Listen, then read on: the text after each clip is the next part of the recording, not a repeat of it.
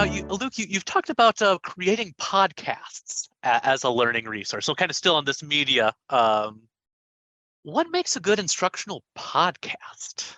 It has to be entertaining. Yeah.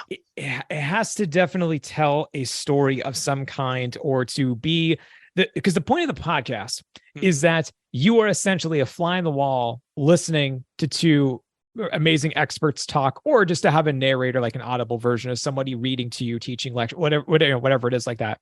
Yeah. If that's not there, and once again, it's somebody reading the script line by line and it's not human, or if it just feels super awkward and unnatural, there's no chemistry between the guests talking, anything like that. If that doesn't exist, and this is like, you don't want to listen to it. Much like how there are some books that you don't want to read. It's not well done. It's just kind of blah. You're like, So, but what I found for having the podcast, though, inside of a course is that there is usually, once again, backward design in mind, there is a goal.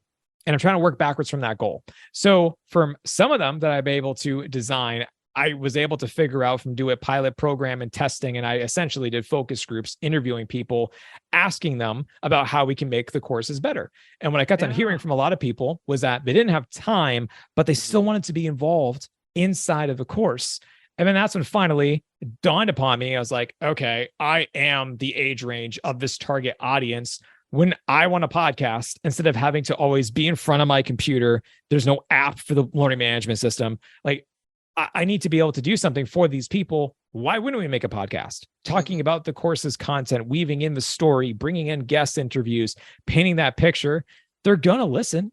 And sure enough, they did. And so we just started to do that more and more of different types of courses. And it just makes sense, especially for adult learners, is being able to give them more freedom, flexibility, and autonomy of being able to pick and choose how they want to learn, how they want to digest and absorb content, the better it's going to be. So we don't need to overthink it.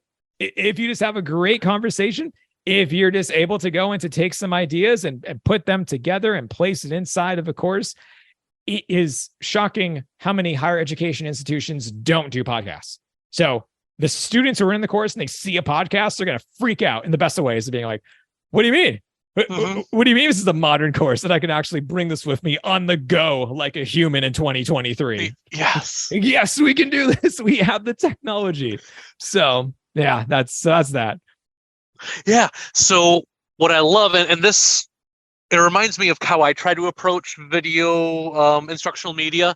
I'm reminded of the narrated slides, or I'm used to giving a 45-minute lecture in person. I will try to replicate that. And I when I'm working with faculty, I do try to, a lot of those things you've said, like, what about if we talk about how we've applied this in our own way, or kind of personalize this content rather than just regurgitating. So it sounds like, if, let's say, someone's instructional media is them giving a longer lecture, the podcast it's not going to necessarily be a successful podcast to, like, okay, I hit the export audio button. It's maybe being a little bit more intentional with how we're going to captivate the audience with the podcast form. Is that a fair statement? So if you as somebody who likes to do an hour-long lecture, and we're going to be putting this inside of a course, the first thing that I would be thinking about is going to be, what is going to be the first medium that we're going to do? So if you're going to be doing video and you want to be able to do an hour-long lecture, super duper, we're chunking that thing. We're breaking that down. We're going to make that smaller and bite size and everything. And then after that, then we can take that video, we can strip the video, then produce the audio, and then let's manipulate that. So if you're going to be able to take something, and then if we can just take that lecture, let's say it actually flows. It's long. Sure. Yeah. Let's say it flows. Then you put timestamps in the podcast notes. Yeah. You can just jump to the part that you want to listen to. Like, that's not that hard to do. So we can just do that instead. If it does not flow, then you can chunk the podcast episode as well into making like 7 podcast episodes and dividing and conquering that way and editing that. So that now it's more of a series. So it's not just one long thing with some random rests and pauses and whatever. It also really does depend to, specifically for podcasts, about the audio quality and sound. Yeah. You and I both have microphones right now. Mhm. If I've seen some people where they're like, I made a podcast, it didn't work.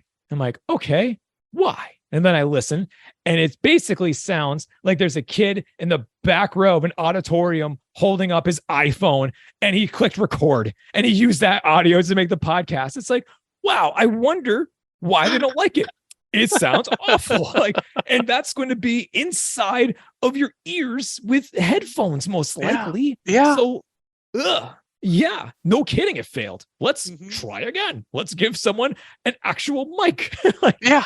and lav mics are what, $20? Yeah, like they're not. I don't know. So anyway, those are my tips. That will make podcasting better Yes. by far. Join us for part 4 as Luke talks about the Instructional Design Institute.